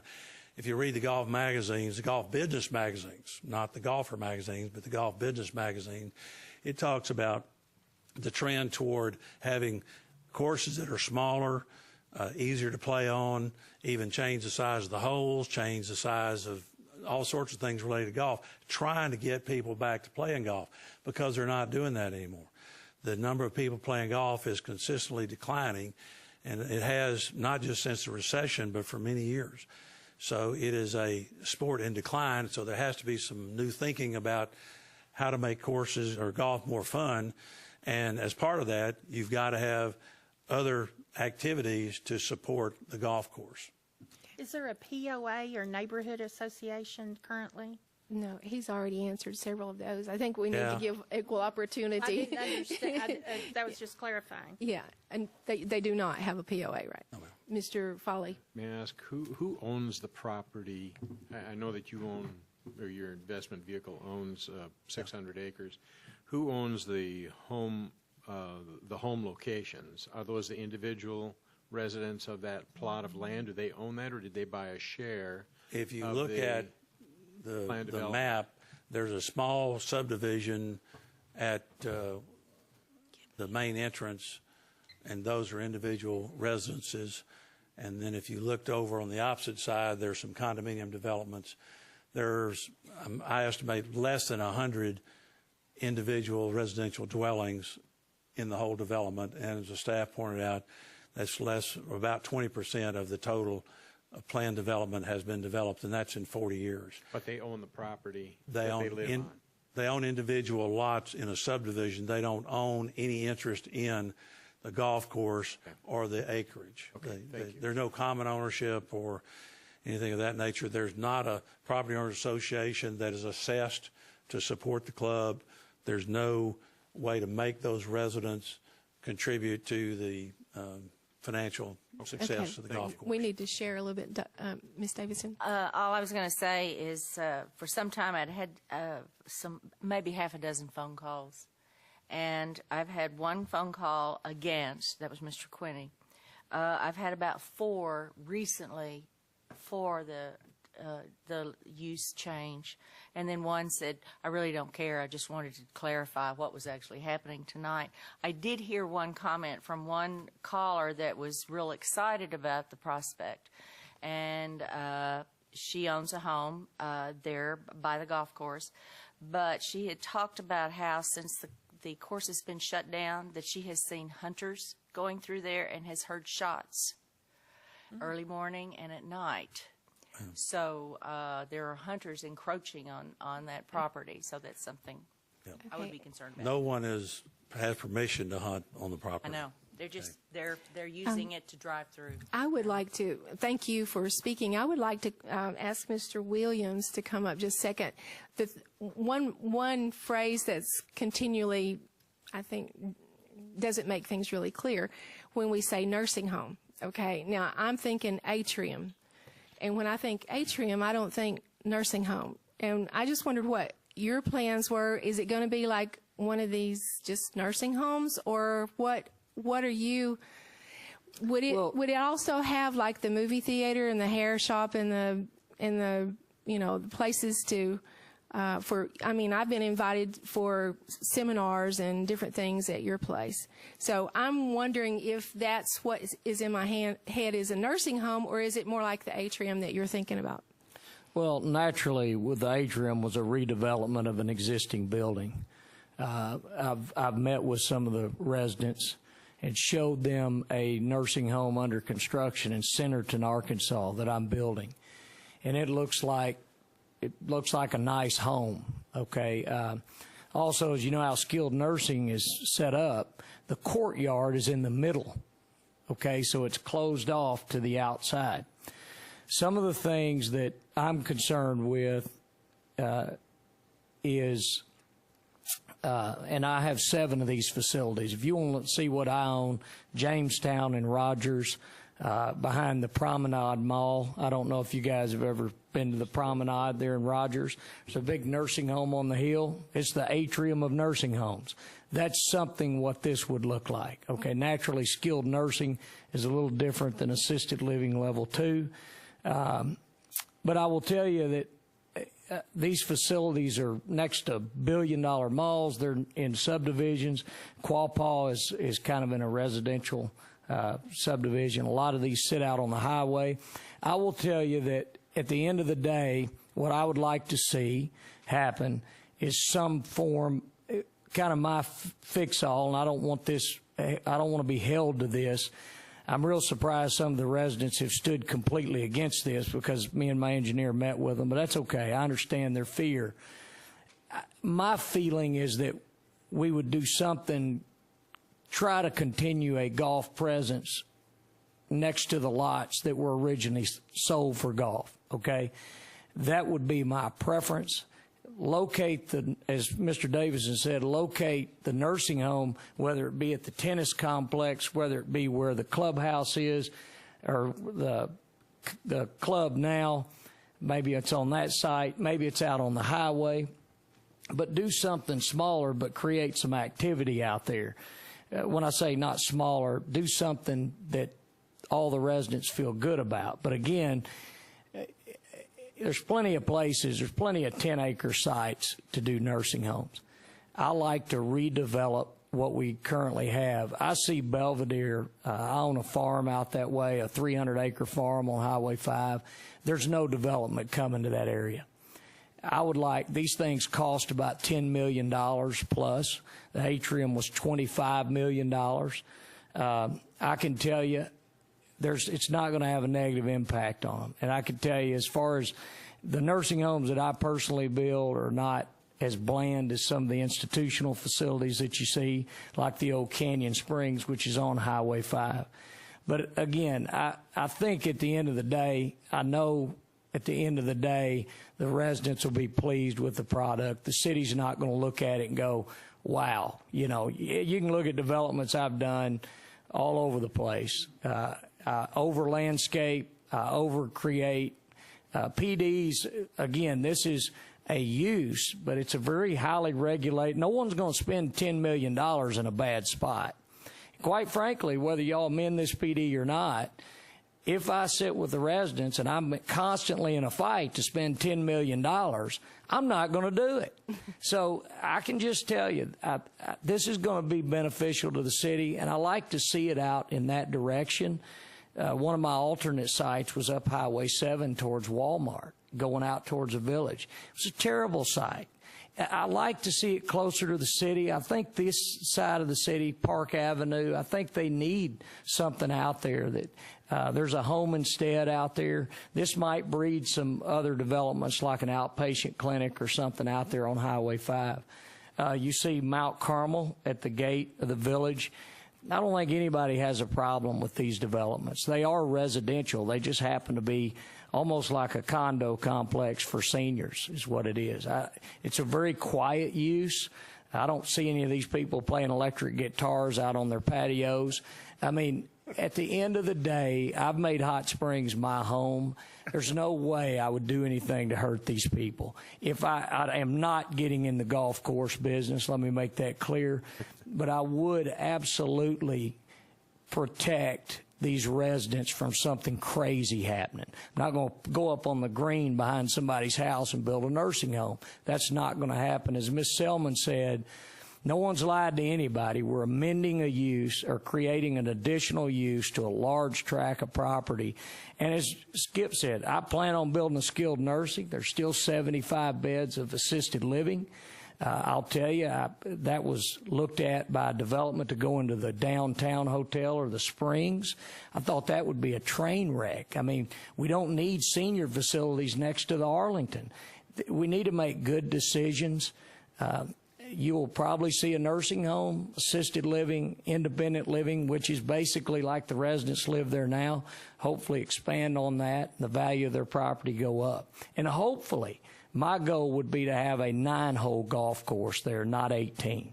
I know the financial status of the country club of Hot Springs here, and it's tough. It's tough to make it. So I just don't ever see Belvedere being an 18-hole golf course. And I hope you guys consider this change, and I don't think at the end of the day there will be a resident stand up and go, wow, we got cheated. And I've met with them, and again, I'm surprised that there's so much. And again, I know they're scared and the unknown, but what is recreational use? I mean, is there going to be a dirt bike track out there? I mean, where do we draw the line on recreational use? I mean, be careful what you wish for. You know what I mean? So... Thank you. Yeah, I really thank you. We've had time, and all of you've had your time to speak. So, well, I was asking them questions, but this is what I highly recommend, that you have a community meeting where all of you can get together. If you need a mediator, someone to come and be there that's a neutral person, I highly recommend that you even hire a mediator to come and sit down with you together, because it really could be a win-win for everybody. And this is not the place to fight over it. This is not the place at all. And putting his name in the change, that's fine with us. You want to say we'll amend the plan development wait. of Rick Williams Nursing Home. You need to have Okay, what we need to do is not talk out of turn, because we've had a chance to sign up. And what I'm trying to say is, you guys get together as a group out there and work this out. I'm thinking it can be an awesome opportunity for the ones who need to speak to the ones that need to be spoken to, and vice versa. So I'm not going to allow any more discussion unless any of the board members have any more questions. Respond to what Mr. Williams said. Just 1 minute. I'm sorry. You need to talk with your people there. Yeah, okay. Mr. 1 minute. 1 minute. I had a meeting with Mr. Williamson, and I personally like what I see. His plans are good. What we don't like is Mr.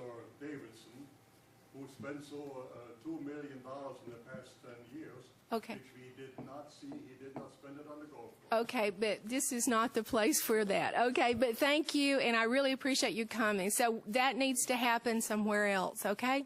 Do you have you were opening your mouth, raising your hand? No? Yes. Yes, okay.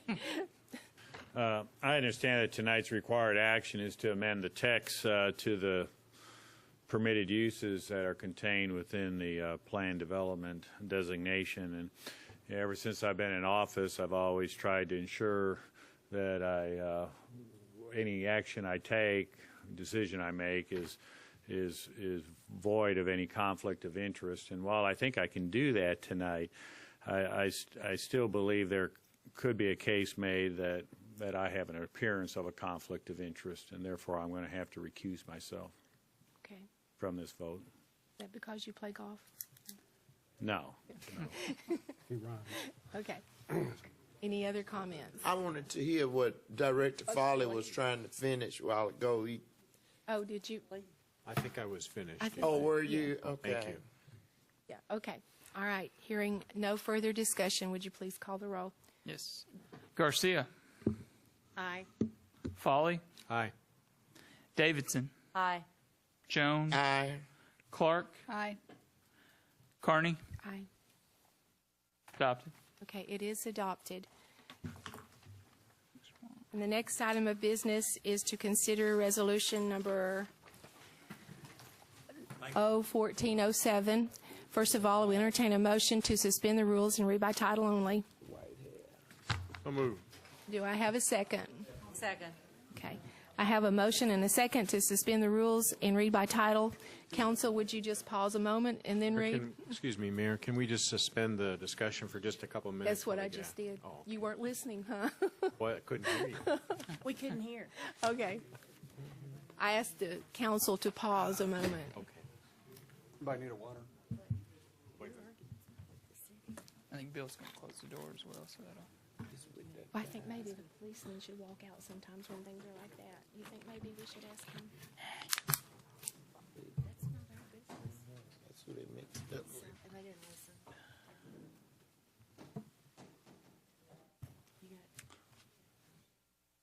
Okay. Ordinance 01407, an ordinance waiving the requirements of competitive bidding for the purchase of certain real property for the Runyon Street Bridge Replacement Project, condemning by right of eminent domain said certain real property tract 1X, and for other purposes. That concludes your reading, Mayor. If you now entertain a motion and a second to adopt and have discussion, if any. Okay, do I have a motion to adopt? So moved. Is there a second? Second. Thank you. We have a motion and a second, and all in favor, please say aye. Aye. Any opposed, no. Okay, we have Mr. Carnahan with this one. Gary Carnahan, City Engineer, thank you. The bridge on Runyon Street, which is just off of Valley Street over in our kind of industrial area along the Greenway and Hot Springs Creek, that the structural integrity of that bridge has been compromised. It's a very old bridge. It's an old arch bridge, and the Highway Department has inspected it and indicates that we need to replace the bridge. It's not to be repaired, but it needs to be taken down and replaced with a new bridge. Fortunately, the Highway Department has a program to help us with that, and they'll pay 80% of the cost of replacing that bridge. So we have an opportunity here. It's been designed and is ready to go to bid, except that we now need to purchase one section of right-of-way, a property adjacent to that bridge. And so in November of this 2013, actually in October the 27th, the Highway Department had done an appraisal of the property, met with the property owner, and made an offer to purchase the property based on that appraised value. And the property owner did not agree to that price. And so then subsequently, we've had other meetings with that property owner. We've had the floodplain administrator there because it's in the floodplain. It's totally in the floodplain. Myself, the fire chief, the building inspector for the city have all been there with the property owner, looked at it, and the Highway Department has been there on multiple occasions. But in all of that, we have not been able to come to an agreed price. And the Highway Department has not found anything that they believe warrants them increasing the offer that they have made. We've asked the property owner, given the property owner an opportunity to bring forth another appraisal from his point of view or to make a counteroffer, and he has not done that at this point. And so now here we are. We started in late October. It's now February.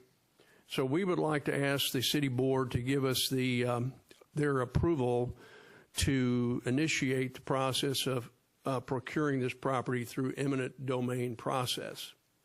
If you give us that approval, it will take our city attorney probably about 30 days to complete that process and take it through the court system. And so during that next 30 days, we've informed the property owner of what we're doing here. We'll continue to leave the door open to any offers or counteroffers or proposals that he might make, and we would hope that we could still settle this without going through the court system. But we need to not just let it drag on, and we need to go ahead and initiate the process.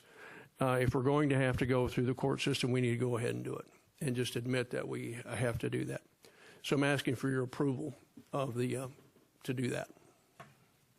Okay. Do you have any questions? I don't think we have anybody signed up for that issue. We didn't have anybody show up for that. Okay, This will either hasten the negotiations or get us, to the end of the project so we can get it done.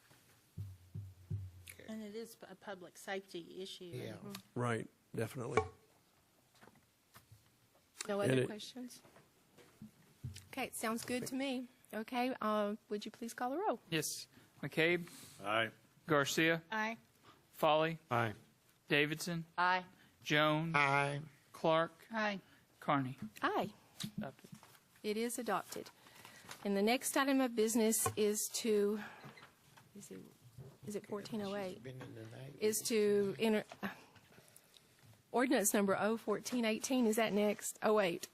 Yes. First, I will entertain a motion to suspend the rules and read by title only. So moved. Second. I have a motion and a second. All in favor, please say aye. Aye. Council, would you read by title? Ordinance 01408, an ordinance amending the code of City of Hot Springs, Arkansas by repealing section 16-9-1 at SEEK, landscape regulations, adopting new regulations, and for other purposes. That concludes the reading. If you now entertain a motion to second and to adopt and have discussion, if any. Do I have a motion to adopt? So moved. Is there a second? Second. Now a discussion. Thank you, Mayor. The Hot Springs Urban Forestry Advisory Committee, a group that previous board established in 2008, has proposed revisions to the city's landscape ordinance. This ordinance applies to multifamily and commercial new development, and also additions to multifamily and new commercial development. Planning Commission has held 4 meetings with hearing on January 13th, February 14th, March 14th, and November 14th of 2013, and found the proposal consistent with adopted plans, and that is the standard for this type of legislation.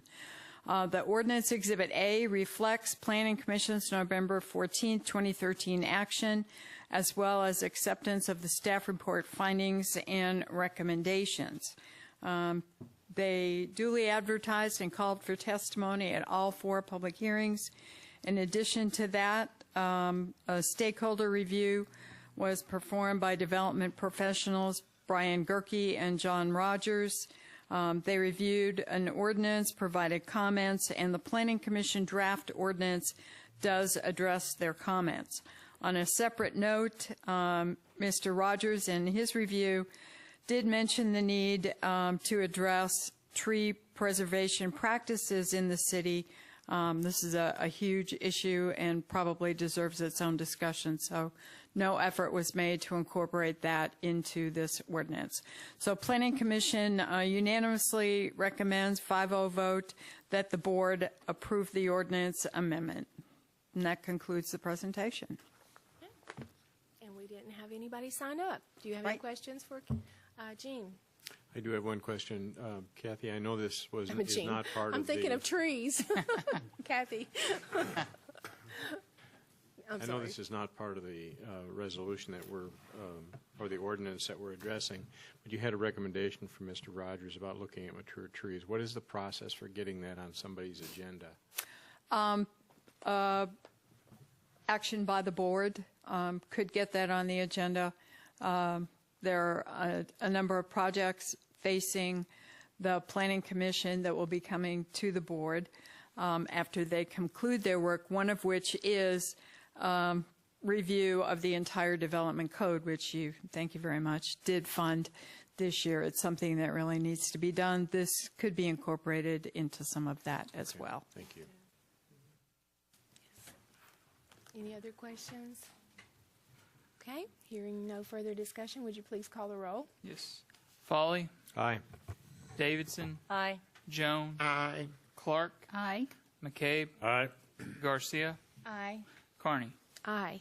Adopted. Okay, it is adopted. The next item of business is to consider ordinance number 01409. I will entertain a motion to suspend the rules and read by title only. So moved. Is there a second? Okay, we have a motion and a second to suspend the rules. All in favor, please say aye. Aye. Any opposed? No? Okay. Council, would you please read the ordinance by title? Ordinance 01409, an ordinance authorizing a contract for services with Hot Springs Boys and Girls Club, waiving requirements of competitive bidding and for other purposes. That concludes your reading. If you now entertain a motion and a second to adopt and have discussion, if any. Do I have a motion to adopt? So moved. Is there a second? Okay, and who has that one? Mayor, I think the discussion will begin with me. This is the annual contract that the city engages the Hot Springs Boys and Girls Club for recreational activities that are not otherwise provided by the City of Hot Springs Parks and Recreation Service, primarily Little League summer baseball programs. This is a $30,000 budgeted item in your 2014 budget that was previously approved by the board. This ordinance would authorize the execution of a contract to provide these services with installment payments of March 1 and May 1, $15,000 each. Okay. Do we have any questions for Brian? Everybody understand what we're doing? Okay. Yeah. All right. Hearing no further discussion, would you please call the roll? Davidson. Aye. Jones. Aye. Clark. Aye. McCabe. Aye. Garcia. Aye. Foley. Aye. Carney. Aye. Adopted. It is adopted. And that concludes the business section of tonight's meeting. And now, do we have any comments from our board members? Yes, ma'am. I quickly wanted to recognize and thank the Convention Center and Summit Arena staff for the outstanding work and service for the volleyball tournament this past weekend. We had thousands in town for this first time ever club ball tournament. I've received feedback from coaches and players that this was the best venue they have played in the state of Arkansas. And that's very well done. And also publicly that recently the city management and the entire city board of directors attended the 80th Arkansas Municipal League Winter Conference, and the city was recognized with distinguished city awards for the city received for technology use in our SCADA system and utilities, and the Advertising and Promotion Commission for the baseball trail. And thanks to everybody for all the work in those areas. Okay. Anyone else with announcements? I just have one comment to make, Mayor. I appreciate the report of the state of the city from Mr. Watkins. I think he was overly humble in terms of how we achieved the bottom line financially. I looked at the December financials, and I just wanted to express my appreciation to all of the managers within the city structure for managing the expenses as well as they have. In 2012, we had total general fund expenses. I'm not going to go into the enterprise stuff, but we had $21.8 million in expenses for 2012 and $19.9 million in 2013. So not only was there a revenue bump, but also there was significant effort by the management throughout the organization to address expenses. And I just want to tell you how much I appreciate it. Thank you. Good job. Thank you. We appreciate that. Okay, anyone else? Okay, all right. And that concludes our business section, and no one has signed up for comments afterwards, so there being no further business, I will entertain a motion to adjourn. So moved. Is there a second? Second. I have a motion and a second. All in favor, please say aye. Aye. Any opposed? Okay, the meeting is adjourned.